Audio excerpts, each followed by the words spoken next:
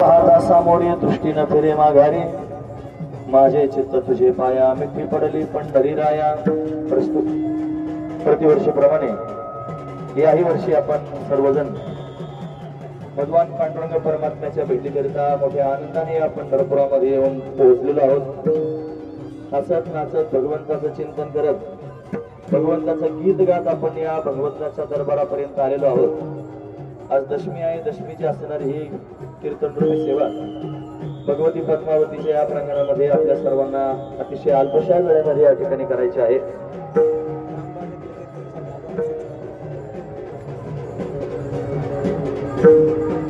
सर्वांच्या दर्शनाचा अर्थ इथपासून तिथपर्यंत त्यांनी पाहायला मिळतं. ते अर्थ घेऊन जर आपण त्यांनी प्रवास केला तर पांडुरंगाची भेटही आपल्या सर्वांना त्यांनी होत असते. म्हणून त्या भेटीची आस ज्याच्या अंतःकरणात आहे त्याला भगवंताचं दर्शन झाल्यानंतर काय अवस्था प्राप्त होते त्याचं वर्णन जगद्गुरु तुकोबरा या अभंगाच्या माध्यमातून सर्व सांगतात. महाराज म्हणतात, देवा फार आस पोटात घेऊन आलो तुझ्या भेटी करता, तुझं दर्शन मला झालं, तुला डोळे भरून पाहिलं, तुझं पाहता सामोरी दृष्टी न फेरे माघारी. आता माझी दृष्टी परत फिरत नाही, माझं चित्त तुझ्या पायाजवळ स्थिर झालेलं आहे. माझे चित्त तुझे पाया, मिठी पडली पंढरी राया. हे पंढरी राया, माझं चित्त तुझ्या पायाला त्यांनी लिगटलं आणि माझ्या चित्ताची मिठीच त्यांनी अशा पद्धतीने माझ्या जीवानच मिठी तुझ्या पायाला त्यांनी घातलेली आहे. कशी मिठी घातली याच्याकरता दृष्टांत देऊन सांगतात. हे नोहे सारिता निराळे, त्या स्वरात म्हणायला लागलाय ना, लवण मिळविता जडे. लवण शब्दाचा अर्थ तो मीठ आणि जळ शब्दाचा अर्थ तो पाणी. जसं त्यांनी पाणी मीठ पाण्यामध्ये घातल्यानंतर पुन्हा वेगळं करता येत नाही, जे सहजासहजी वेगळं करता येत नाही, तसं माझं चित्त भगवंता तुझ्या चरणाच्या ठिकाणी स्थिर झालं. आता ते काही केलं मला वेगळं करता येत नाही. नो हे सारिता निराळे, लवण मिळविता जळे. लवण पाण्यामध्ये त्यांनी जळामध्ये मिळवल्यानंतर जसं वेगळं करता येत नाही अशी माझ्या चित्ताची अवस्था त्यांनी झालेली आहे. म्हणजे त्यांनी मी माझं स्वतःचं सर्वस्व तुझ्या चरणी समर्पित करून टाकलेलं आहे. त्याच्याकरता अजून एक दृष्टांत दिला. तुका म्हणे बळी जीव दिला पायातळी, बळीनं जसा जीव त्यांनी स्वतः तुझ्या चरणांच्या खाली समर्पित करून टाकला, असं त्यांनी माझं संपूर्ण जीवन मी तुला पाहताच तुझ्या चरणांवर त्यांनी समर्पित करून टाकलं आणि तुझ्याशी एकरूप झालो. हा एकरूपतेचा भाव जगद्गुरु तुकोबरा या अभंगाच्या माध्यमातून व्यक्त करत आहेत. असा अभंगाचा सरळ अर्थ पाहण्याचा आपण प्रयत्न केला.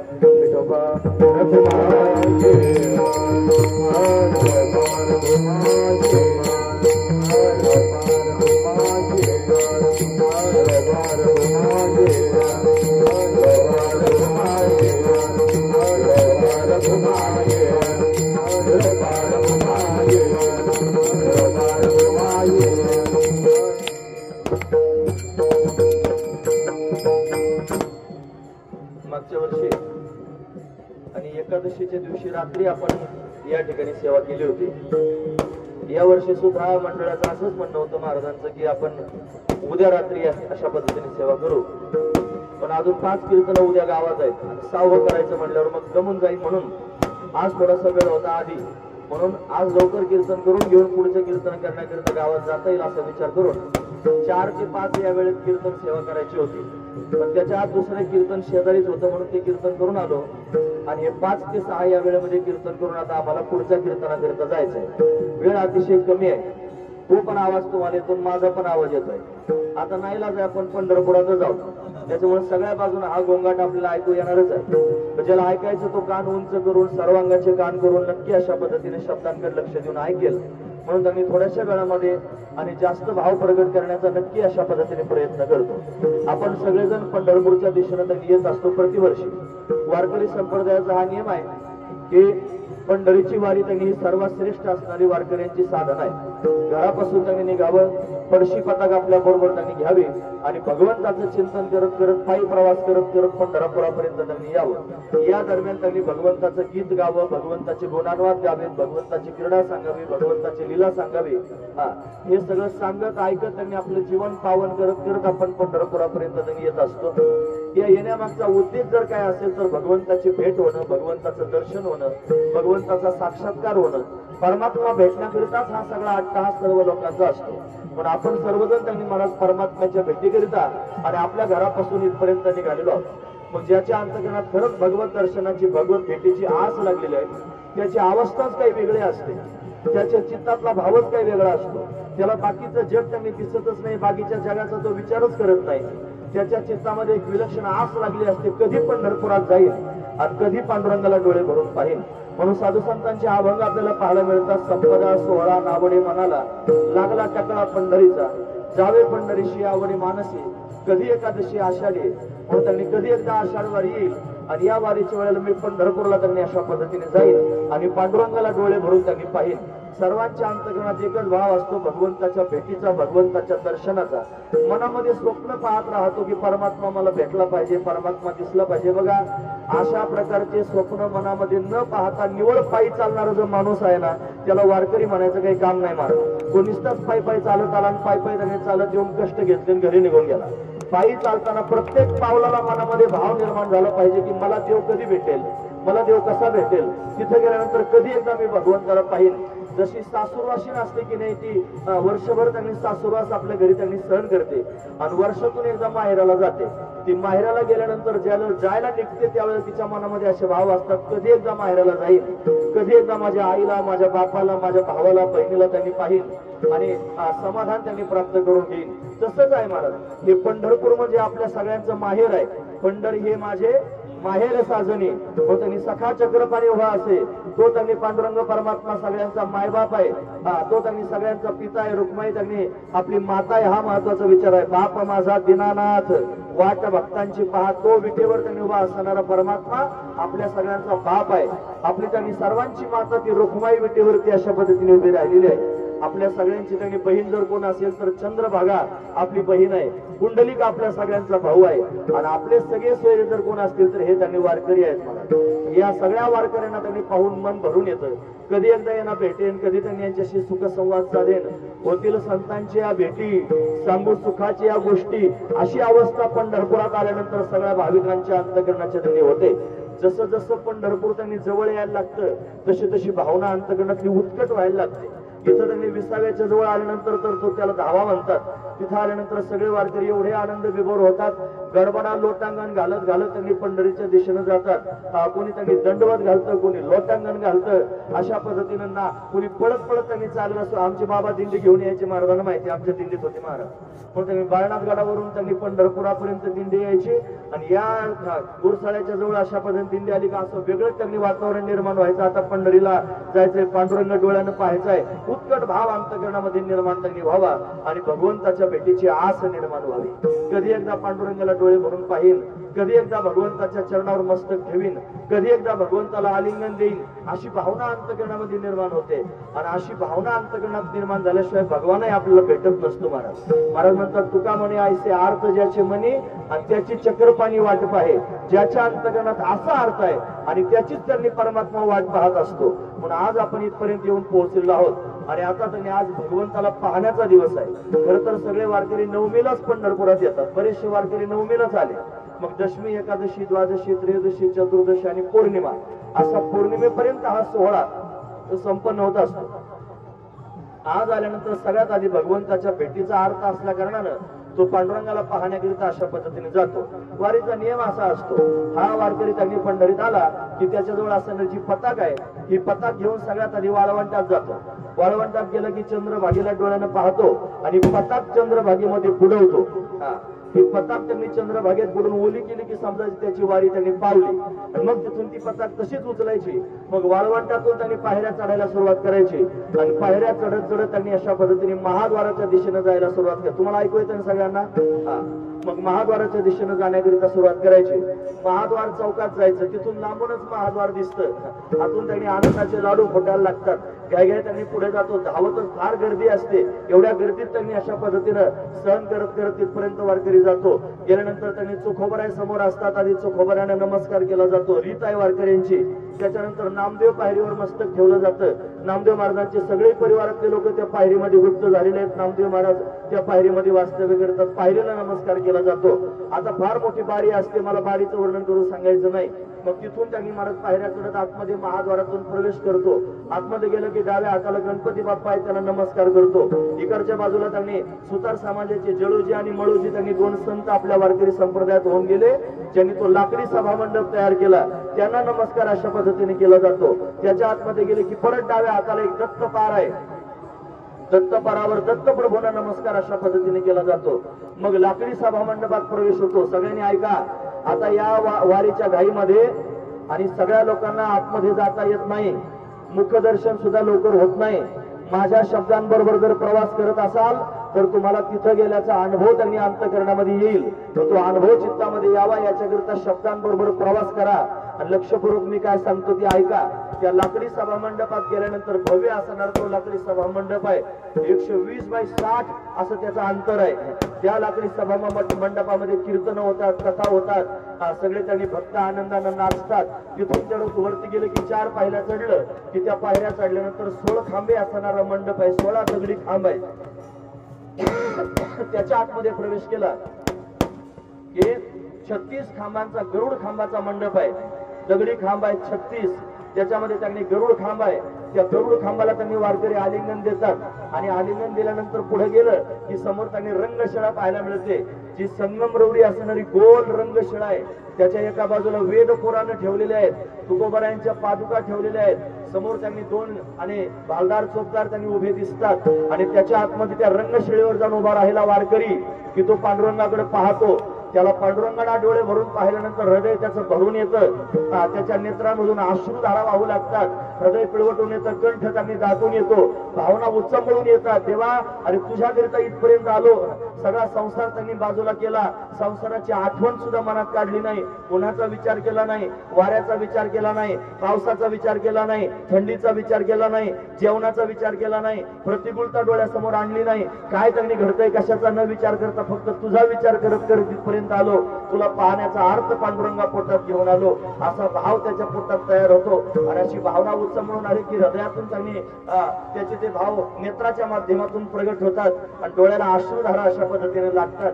मग तो सहज त्याच्या कानापर्यंत हात नेतो आणि त्या गरुड पारावर त्यांनी महाराज अशा पद्धतीने उभा राहून नाचायला सुरुवात करतो. नळोबराय म्हणतात, निळा उभा रंग शिळे प्रेमे पाझरतात ते डोळे, आणि डोळे प्रेमानं पाझरू लागतात. कानाला हात लावून त्यांनी कान धरून नाचेन गरुड पारी, त्या गरुड पारावर तो भगवंताच्या समोर नाचायला सुरुवात करतो. आणि मग एक एक पाऊल त्याचं कधी पुढे जातं त्याला कळत सुद्धा नाही. हळूहळू पांडुरंगाच्या समोर अशा पद्धतीने जातो आणि जाऊन विटीवर उभा असणारा तो परमात्मा प्रत्यक्ष डोळ्यानं पाहतो. त्या परमात्म्याला पाहून अंतःकरण त्यांनी भरून येतं. त्याचे चरण अतिशय सुंदर आहेत महाराज, ते पाहण्याकरिताच आपण इथपर्यंत आलो. ते अतिशय कोमल आहेत, कर्दळीच्या गाभ्या समान त्यांनी कोमल असणारे भगवंताचे चरण पाहायला मिळतात. त्याच्या पायाचे नख स्फटिकासारखी दैदिप्यमान आहेत, त्याच्या चरणामध्ये नुपुर आहे, ज्याचा नाद गगनाला भिडतो आहे. त्यानं पिवळा पितांबर धारण केलेला आहे, त्याची कंबर सिंहासारखी लवचिक आहे, त्याचं उदर त्रिवलीने युक्त आहे, त्याची नाभी अतिशय सखोल आहे, त्याचं वक्षस्थल विस्तीर्ण आहे, त्याच्या छातीवर ब्राह्मणानं मारलेला पायाचा ठसा श्रीवत्सलांचन शोभून दिसतोय. सगळे डोळ्यासमोर आणा, फार महत्वाचा विचार आहे. त्याचा कंठ शंखासारखा सुंदर आहे, त्यानं कंठामध्ये कौस्तुभ मणी धारण केलेला आहे, त्याच्या गळ्यामध्ये सुंदर असणारा शेला त्यानं घातलेला आहे, त्याच्या गळ्यामध्ये वैजयंती माला, कमल पुष्पांच्या माला, तुलसी माला त्यानं घातलेल्या आहेत. 2 हात कमरेवर ठेवलेले आहेत, एका हातामध्ये शंख आहे, एका हातामध्ये पद्म आहे.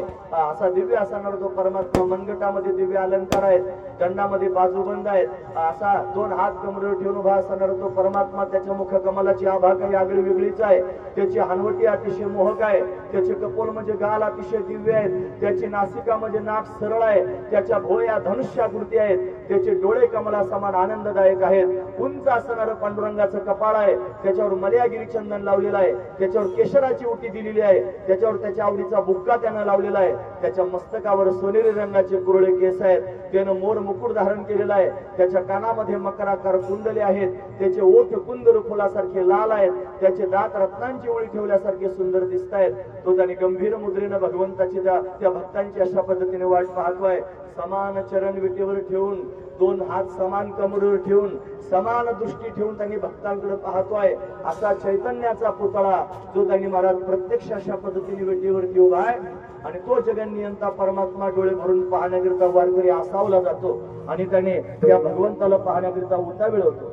त्याला पाहून त्यांनी महाराज त्याचं अंतःकरण भरून येतं आणि सहज मुखातून शब्द बाहेर पडतात, देवा तुला समोर त्यांनी पाहिलं, आता माझी दृष्टी मागे फिरत नाही, आणि भाव त्याच्या मुखातून सहजासहजी प्रगट होतात. जगद्गुरु तुकोबराय वर्णन करू सांगतो.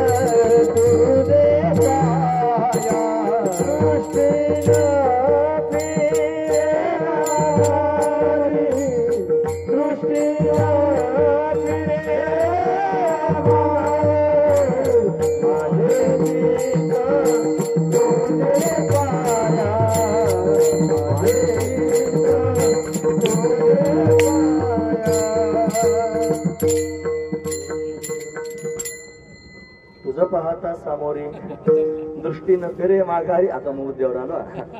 तुझं पाहता सामोरी देवा, तो भक्त अंतःकरणापासून म्हणतो, तुला समोर पाहिलं ना देवा, आता दृष्टी परत फिरत नाही रे, दृष्टी न फिरे माघारी. कारण आता दुसरं काही पाहायची इच्छा शिल्लक राहत नाही. एकदा तो पाहिला की मग बाकीचं काही पाहायचं शिल्लकच राहत नाही. म्हणून जगन्यंता परमात्मा पाहण्याकरिता चित्तामध्ये आस निर्माण झाली होती. खरं तरी वारी भगवंताला पाहण्याकरिताच आहे. आधी भगवंताला त्यांनी अशा पद्धतीने जाणावं, जाणल्यानंतर त्यांनी त्याला पाहावं, आणि पाहिल्यानंतर त्याला भेटावं. या प्रक्रिया आहेत. मला महत्वाची गोष्ट आहे, त्याला जाणण्याकरिता साधू संतांची संगती केली पाहिजे. त्या संतांच्या संगतीत गेलं की ते आपल्याला ज्ञान सांगतील, आपल्याला जवळ घेतील. बाबा पांडुरंगाचं चिंतन करतो इथपर्यंत ठीक आहे, पण तो पांडुरंग कसा आहे, त्याचं मूळ स्वरूप कसं आहे, ते स्वरूप आपल्याला समजून सांगतील. तो आनंद स्वरूप आहे, अद्वैत स्वरूप आहे, नित्य स्वरूप आहे, निरामय स्वरूप आहे, असं त्याचं स्वरूप आहे. तो सत्य स्वरूप आहे, ज्ञान स्वरूप आहे, अनंत स्वरूप आहे, गगनासारखा व्यापक आहे, ज्याच्या ठिकाणी रूप नाही, ज्याच्या ठिकाणी वर्ण नाही, ज्याच्या ठिकाणी नाव नाही, असा नाव रूपाच्या पलीकडचा तो परमात्मा आहे. असं साधू संत त्यांनी त्याच्या स्वरूपाचं ज्ञान आपल्याला देतील, म्हणजे त्याला जाणता येईल. आधी त्याला जाणावं, आणि जाणल्यानंतर अशा पद्धतीने त्याला पाहण्याचा प्रयत्न करावा. तो कुठं पाहावा, तो चराचरात अशा पद्धतीने पाहावा. तो सगळ्या ठिकाणी गच्च भरलेला आहे. विठ्ठल जळीस्थळी भरला, प्रीता ठाव नाही उरला, आजम्या दृष्टीने पाहिला. हा महत्वाचा मुद्दा आहे. म्हणजे त्याला कुठं पाहायचंय, चराचरात अशा पद्धतीने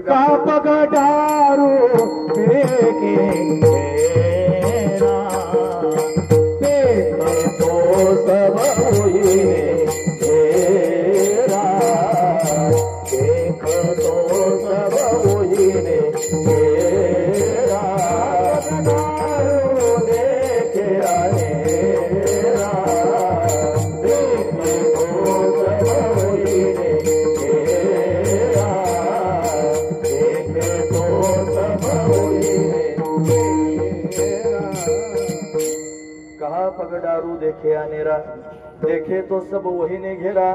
तोच तो सगळीकडे गच्च भरलेला आहे. त्याला पाहणं हे त्यांनी जीवनाचं सार आहे. म्हणून साधू संतांच्या माध्यमातून परमात्म्याला जाणावं, मग नजर म्हणजे दृष्टी प्राप्त करून घ्यावी, आणि त्या दृष्टीने त्याला अशा पद्धतीने पाहावं.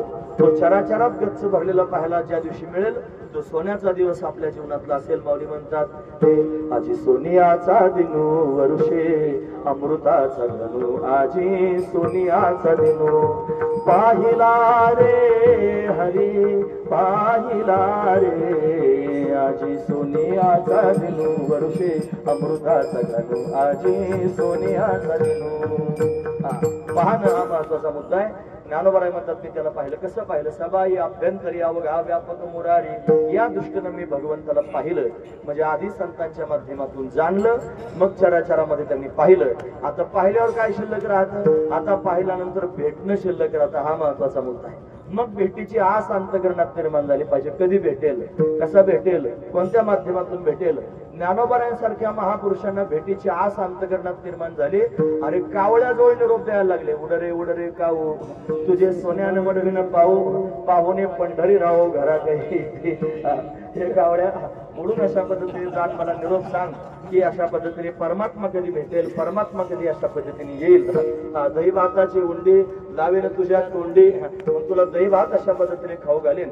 परमात्मा कधी मला भेटेल, भगवान कधी त्यांनी भेटेल मला शकून सांग असं त्यांनी महाराज वर्णन करून सांगतात. भगवंताची भेटीची आस अंतकरणात निर्माण होते. भेटीची आस तुम्ही ऐकतात ना सर्वजण, फार कमी वेळ आहे पण मला एवढ्या वेळात त्यांनी हे सांगितले. तुमच्या मनात त्यांनी बिंबलं पुरे झालं. भगवंताला त्यांनी जाणलं पाहिजे, भगवंताला पाहिलं पाहिजे, भगवंताला भेटलं पाहिजे. जाणायची प्रक्रिया कुठं आहे? संतांच्या जवळ आहे. पाहणं म्हणजे काय? चराचरात त्यांनी सगळ्यांमध्ये पाहायचं. आपण त्यांनी महाराज पंढरपूरच्या वारीला आलो आणि आल्यानंतर जर त्यांनी आपल्याला फक्त पांडुरंग परमात्मा विटेपुरताच कळाला आणि तो जर माणसात नाही इथून तिथून भांडणं करीत आला, याच्या संग भांड त्याच्या संग भांडण, पांडुरंगाच्या भेटीची अपेक्षा करीत आला, असल्याने पांडुरंग भेटत नसतो. तो त्यांनी परमात्मा विटेवर उभा आहे इथपर्यंत ठीक आहे, पण तोच परमात्मा चराचरात व्यापक आहे सगळ्या ठिकाणी. पंडित लोक पाहता शून्यच्या वशपाकेचे पंडित समदर्शना, तो सगळ्यांमध्ये त्यांनी व्याप्त झालेला आहे. सर्व घटी राम देहा देही एक सूर्यप्रकाशक सहस्रश्मी, सगळ्या चराचरात सगळ्या मनुष्य मात्रांमध्ये त्यांनी सर्व मनुष्य मात्रांमध्ये गच्च भरलेला तो परमात्मा, त्याला प्रत्यक्ष पाहावं लागेल. आणि अशा पद्धतीने पाहिल्यानंतर मग मनात भाव निर्माण करावा लागेल, त्याच्या भेटीचा तो भेटला पाहिजे. म्हणून त्यांनी महाराज त्याच्या भेटीची आस एवढ्या परिश्रमातून घेऊन पंढरपुरापर्यंत येतो. मग त्याच्या समोर जाऊन त्यांनी उभा राहतो आणि उभं राहिल्यानंतर त्याला नखशिखांत त्यांनी अशा पद्धतीने पाहून त्याला भेटण्याचा त्यांनी सायास अशा पद्धतीने करतो. मग म्हणतो तुझं पाहता सामोरे देवा तुला आता समोर पाहिलं, दृष्टी न फिरे माघारी, माझी दृष्टी त्यांनी मागे फिरत नाही, ती तुझ्या चरणांच्या जवळ जडलेली आहे. पण आपली दृष्टी त्यांनी भगवंताच्या चरणाजवळ जडून राहावी. सहजासहजी जडत नसते, ती जडण्याकरिता साधू संतांना विनवण्या करावं लागले. ते म्हणले समचरण दृष्टी विटेवरी साजरी, तेथे माझी हरी वृत्ती राहो. राहो म्हणतात म्हणजे सहजासहजी राहत नाही, ती राहण्याकरिता प्रयत्न करावे लागतात. तेथे माझी हरी वृत्ती राहो अशी भावना अंतकरणातून व्यक्त करतात की भगवंताच्या चरण माझे चित्त तुझे पाया, माझे चित्त तुझे पायी राहो ऐसे करी काही धरून या बाई भवा तारी दातारा, माझं चित्त तुझ्या पायाजवळ कायमस्वरूपी राहील असं काहीतरी कर भगवंता. असं पुन्हा पुन्हा भगवंताच्या समोर साधू संतांना म्हणावं लागलं. ती वृत्ती त्यांनी अशा भगवंताच्या चरणाजवळ राहिली पाहिजे. ती राहत नाही, ती त्यांनी प्रवाहामध्ये वाहून जाते. पण अशा सायासानं जो परमात्म्यापर्यंत जातो, अशा क्रमानं जो परमात्म्यापर्यंत जातो, त्याची वृत्ती मात्र परमात्म्याशी तदाकार झाल्याशिवाय राहत नाही. कोणत्या क्रमानं? आधी भगवंताला जाणावं, मग भगवंताला सगळ्या ठिकाणी पाहावं, मग भेटण्याची आस घ्यावी, ती आस घेऊन परमात्म्याच्या समोर जावं. मग काय होईल? मग दृष्टी मागे फिरणार नाही, त्याच्याशी एकरूप होईल. आणि हे जे चित्त आहे ना, ते त्यांनी महाराज भगवंताच्या चरणाला मिठी घालील. माझी अशीच अवस्था झाली जगद्गुरु तुकोबाराय वर्णन माझे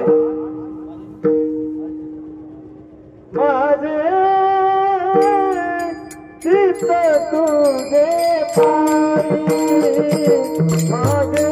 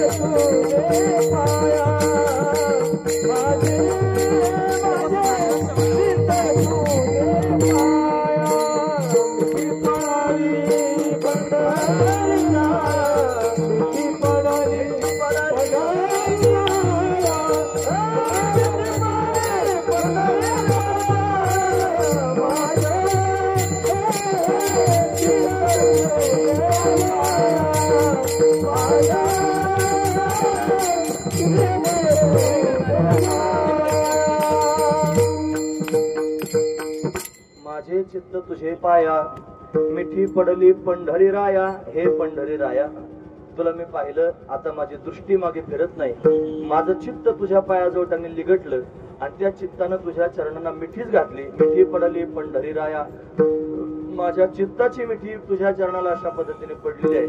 म्हणजे चित्त अखंड चिंतन त्यांनी करणार असतं. या चित्तानं चिंतन करता करता चिद्रूप व्हावं लागतं, हा महत्वाचा भाग आहे. म्हणून त्यांनी माझं चित्त तुझ्या चरणांचं चिंतन करायला लागलं. त्याला पाहिल्यानंतर त्याला मिठी मारली, तदाकार अवस्था त्या चित्ताची झाली. मिठी पडली पंढरी राया, महत्वाचा विचार आहे. वारकरी त्यांनी पंढरीच्या दिशेने निघाला की कोणत्याही प्रकारची अपेक्षा पांडुरंगाकडून करीत नाही महाराज. लक्षपूर्वक ऐका. मागणाऱ्या लोकांमध्ये बरेच मागणारे असतात, प्रकार असतात. एक तर संसार मागणारे असतात.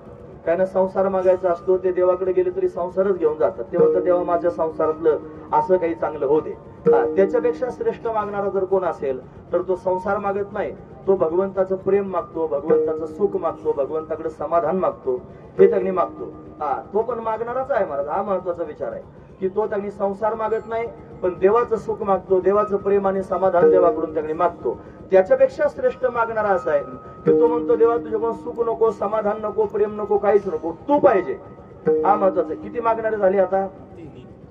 3 मागणारे झाले. पहिला मागणारा संसार मागतो, दुसरा मागणारा प्रेम सुख मागतो, तिसरा मागणारा देव मागतो, चौथा आहे महाराज जो मागतच नाही पण देवाकडे जातो. तुमच्या लक्षात आलं का?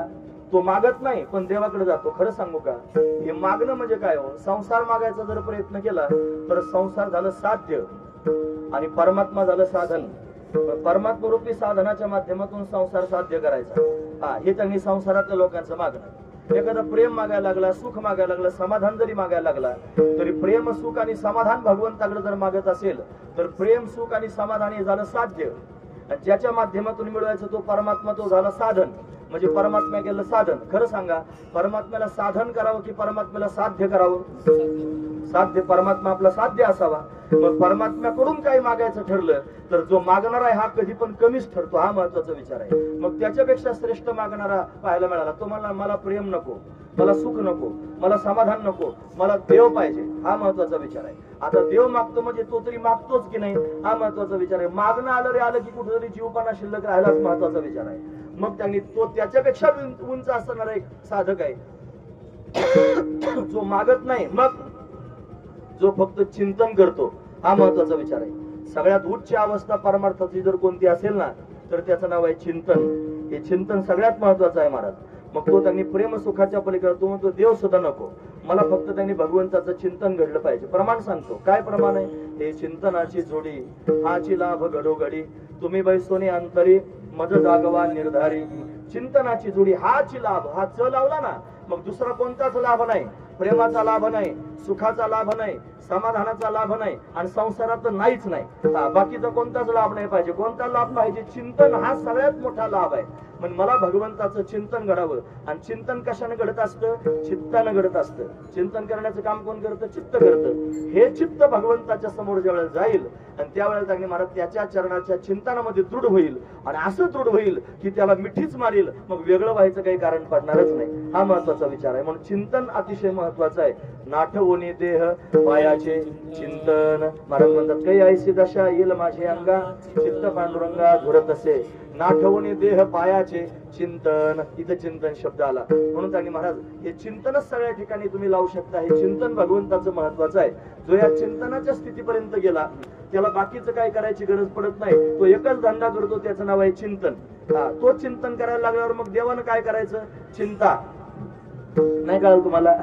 तो चिंतन करायला लागलं की देवाने काय करायचं? चिंता. कशाची? याच्या खाण्यापिण्याची, याच्या राहण्याची, याची संपूर्ण जबाबदारी. आता माझी चिंता तुझं नारायणा. नारायण करतो चिंतन, हा काय करतो? चिंतन. अशा पद्धतीने जर पायाला मिठी घालून चिंतनामध्ये एक रूप झाला तर त्याची चिंता नारायणाला करावी लागते. नारायण त्याचं सगळं काय करतो. म्हणून उचे नीचे काय नेने भगवंत, तिष्ठे भाव भक्ती देखोनिया, दासी पुत्र कन्या विदुराच्या बक्षी, दैत्या घरी रक्षी प्रल्हादासी, चर्म रंगू लागे रोहिदासा संगे, कबीराच्या मागे शेलेविने सजन कसाया विकुल. हे का बरं सांगतो मी तुमच्या समोर? अहो हे का घडलं याचं कारण त्या लोकांनी काय केलं? चिंतन. आणि म्हणून त्यानं काय केली? त्यांची चिंता.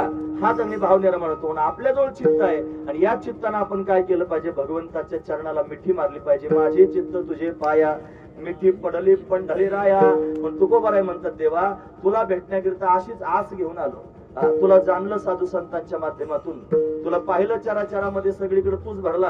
कणाकणात त्यांनी अशा पद्धतीने विठ्ठल भरलेला प्रत्यक्ष त्यांनी पाहिला. तो त्रिभुवनात त्यांनी गच्च भरलेला आहे असं त्याला पाहिलं आणि पाहून तुझ्या भेटीची आस अंतकरणात निर्माण झाली आणि भेटण्याकरिता मजल दर मजल करत तुझ्या समोर अशा पद्धतीने आलो. तुला डोळे भरून त्यांनी पाहिलं आणि पाहिल्यानंतर अशी वृत्ती निर्माण झाली की आता दृष्टी माग फिरतच नाही, तुझं पाहता सामोरी, तुला प्रत्यक्ष समोर पाहिलं. दृष्टी न फिरे माघारी, आता माझी दृष्टी मागे फिरत नाही. माझं चित्त तुझ्या पायाजवळ निगटलं, माझे चित्त तुझे पाया मिठी पडली पंढरी राया. हे पंढरी राया, माझं चित्त तुझ्या पायाला त्यांनी लिगटलं. चिंतन करता करता चिंतने चिंतने तद्रुपता अशी अवस्था चित्ताची निर्माण झाली. ही अवस्था सांगण्याकरिता दृष्टांत सांगावा असं तुकोबारांना वाटला आणि म्हणून हे वर्णन करून सांगण्याकरिता कशी मिठी पडली आणि कसं चित्त भगवंताच्या चरणाशी एकरूप झालं हे सांगण्याकरिता तुकोबारा या अभंगाच्या तिसऱ्या चरणात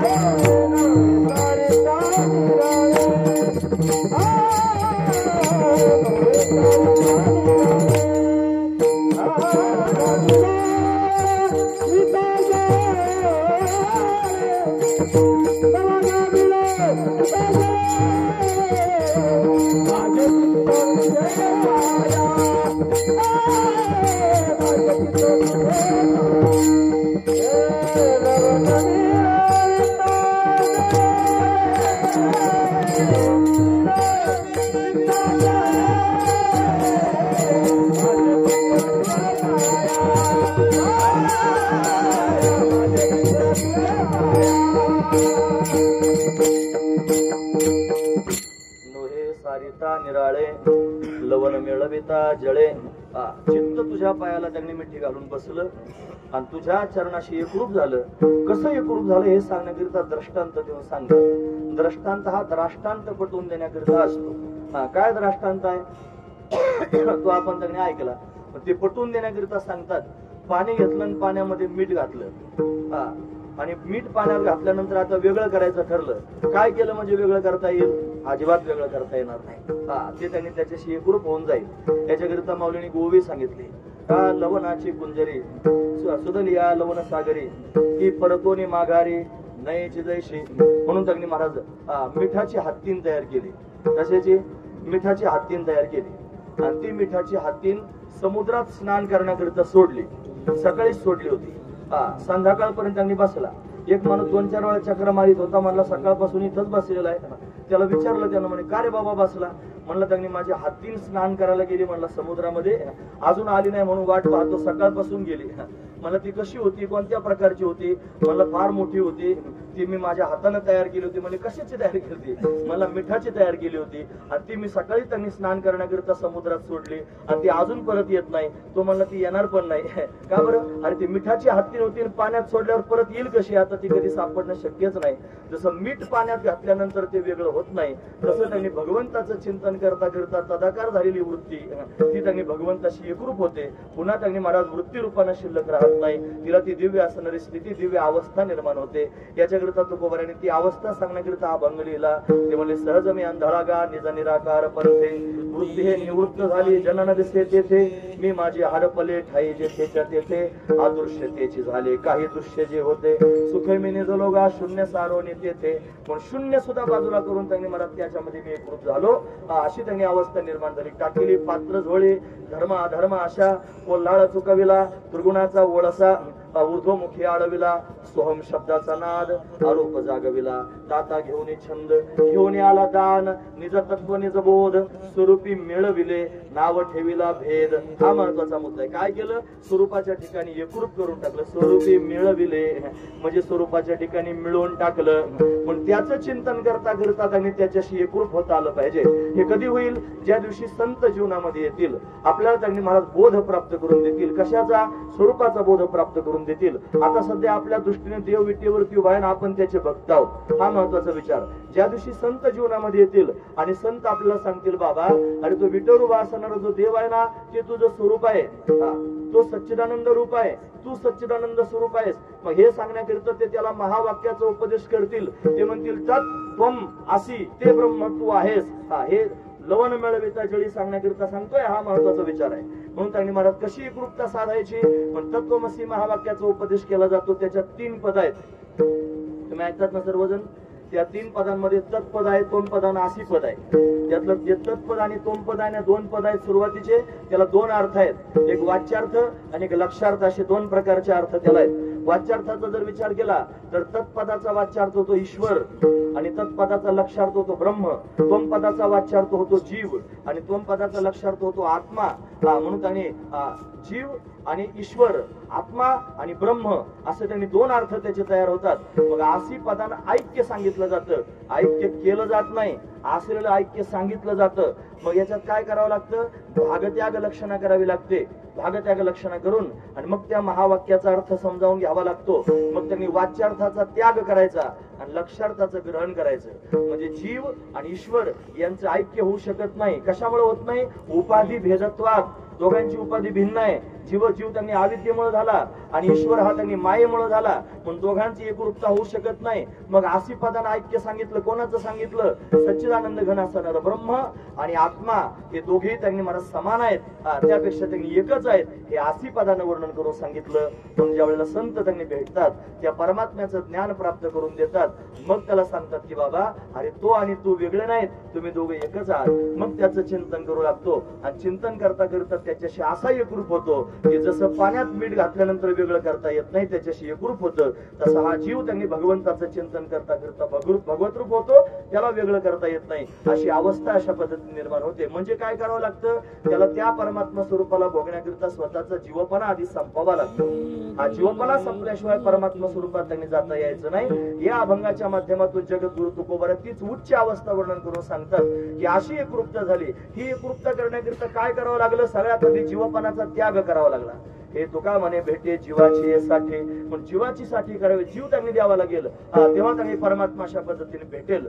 त्यांनी जीव भगवंताच्या चरणाजवळ समर्पित करावा लागेल. जीव समर्पित करायचं म्हणजे काय करायचं, आपण अनादिकालापासून जे जीवपणा घेऊन फिरतो, जन्माला कारण असणारा हा जीव आहे, जीव आहे म्हणून जन्माला यावं लागतं. म्हणून त्यांनी संतांच्या कृपेने त्यांनी महाराज बाधित असणारा हा जीव आणि आपल्याला त्यांनी समजून घ्यावा लागेल. मग त्याला त्यांनी अशा पद्धतीने बाधित करून भगवंताशी एकरूप करून टाकावं लागेल. म्हणजे स्वतःचं आपण तयार केलेलं अस्तित्व त्यांनी घालवावं लागेल. साधू संतांनी स्वतःचं अस्तित्व घालवलं. ते म्हणतात, आता दिसो नये जना ऐसे करी नारायणा.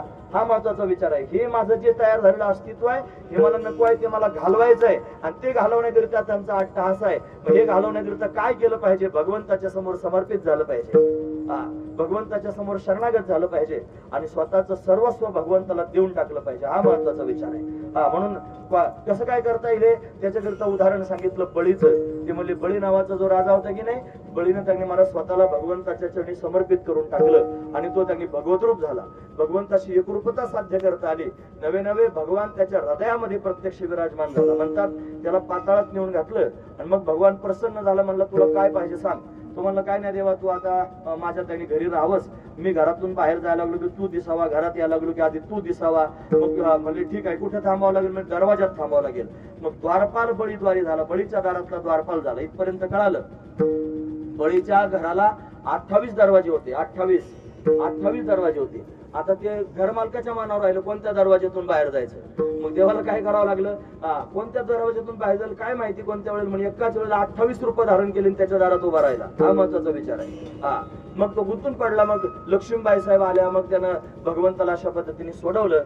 मग भगवान जाण्याकरिता निघाले आणि ते जेव्हा निघाले त्यावेळेला बळी रडू लागला. म्हणे, का रडतोस बळी. म्हणे, देवा माझ्या घरी आला होतास, माझ्या दारात उभा राहिला होतास, जाण्याकरता निघाला, आता काय करू म्हणून रडतोय. मग भगवान त्यांनी दयाळू आहे. भगवान प्रसन्न झाले आणि प्रसन्न झालेल्या भगवंतानं बळीला सांगितलं, बळी तुझ्या दारातून जरी जाताना दिसत असलो तरी तुला वरदान देतो, तुझ्या हृदयातून कधीच जाणार नाही. हा महत्वाचा विचार आहे. तो परमात्मा बळीच्या हृदयात त्यांनी वास्तव्य करायला लागला. आणि सरळ सरळ प्रमाण तुमच्या समोर सांगतो, साठविला हरी जी हृदय मंदिरी त्याची सरली येरधार झाला सफल व्यापार.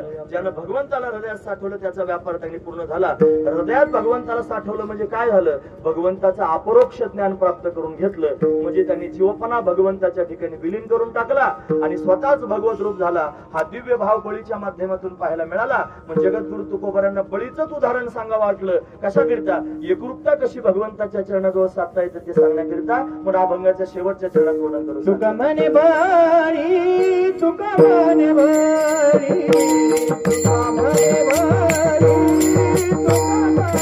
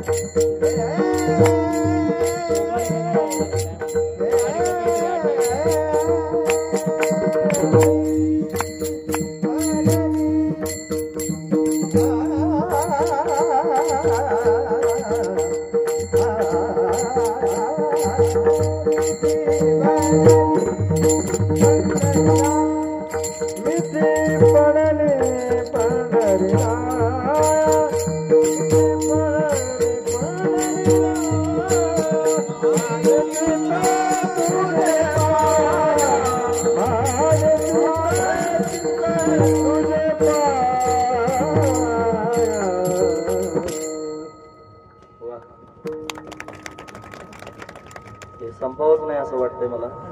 फार सुंदर त्याने सगळा मेळ फार चांगला जुळून आलेला आहे. ऐकणारे दुर्मिळ असणारे श्रोते प्राप्त झाले. महाराज न सापडणारे त्यांनी श्रोते समोर येऊन बसलेले आहेत, जे अतिशय दुर्मिळ आहेत. गायन करण्याकरिता सहजच सुंदर असणारी स्थिती निर्माण झाली. सुंदर गान सम्राट या ठिकाणी उपस्थित आहेत. बोलणारा थोडा कमी आहे, वेळ संपून गेलेली आहे. मला पुढच्या कार्यक्रमाला जायचं आहे म्हणून घाईघाई त्यांनी या तरुणांकडे थोडासा प्रकाश टाकून आणि आता आपल्याला थांबायचं आहे. तुका म्हणे बळी जीव दिला पाया तळी.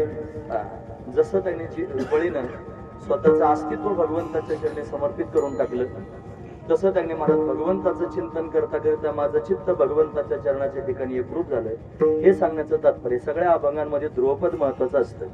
म्हणजे या अभंगाचं ध्रुवपद आहे, माझे चित्त तुझे पाया मिठडी पडली पंढरी राया. मी पंढरपुरापर्यंत आलो, तुझ्या चरणांना पाहिलं आणि माझ्या चित्ताची तुझ्या चरणाच्या ठिकाणी मिठी पडली. ती कशी पडली हे सांगण्याकरिता दृष्टांत देऊन तुकोबरांनी वर्णन करून सांगितलं. पण आपण हे सर्वजण वारकरी आहोत, त्या भगवंताचं त्यांनी चिंतन करतो आहोत.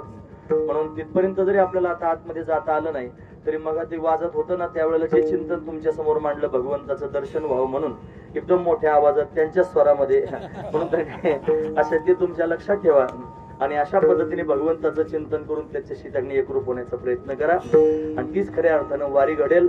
असं भगवंताचं चिंतन करणं हीच त्यांनी वारी आहे. संसार मागायचं नाही, प्रेम सुख समाधान मागायचं नाही, त्याच्या दर्शनाकरिता सुद्धा अट्टहास करायचं नाही, फक्त त्याच्या चिंतनाची अपेक्षा करायची. पण भगवंता मला दुसरं काहीच घडू नये, फक्त तुझं चिंतन अखंड त्यांनी घडावं एवढीच भावना अंतःकरणामध्ये ठेवावी आणि अखंड भगवंताच्या चिंतनात संपूर्ण जीवन व्यतीत करून टाकावं, हा त्यातला भाव आहे. कोणी कोणी अशा पद्धतीने आपलं जीवन भगवंताच्या चरणी त्याच्या चिंतनात व्यतीत केलं असेल ते सर्व संत आहेत. मोठ्या प्रेमानं त्या संतांचं चिंतन करून आपण पुढील प्रसंग पाहूया. हे ज्ञानेश्वर माऊली ज्ञानराज माऊली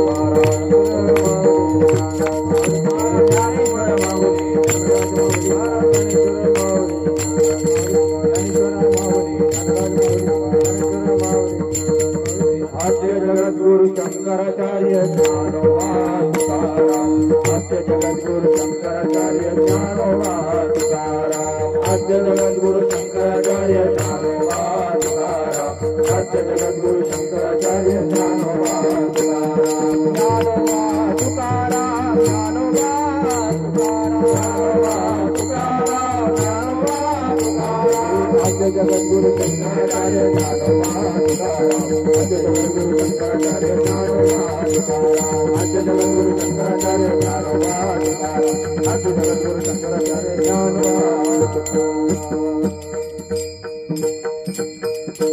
यथामती यथावकाश भगवंताची सेवा करण्याचा प्रयत्न केला. झाली सेवा भगवंताच्या चरणी भगवती पद्मावती मातेच्या चरणी समर्पित करून या ठिकाणी थांबूया. तासभर बसून तुम्ही माझी बडबड ऐकून घेतली. तुम्हा सगळ्यांच्या अंतःकरणापासून धन्यवाद. गुणवान मंडळींनी फार सुंदर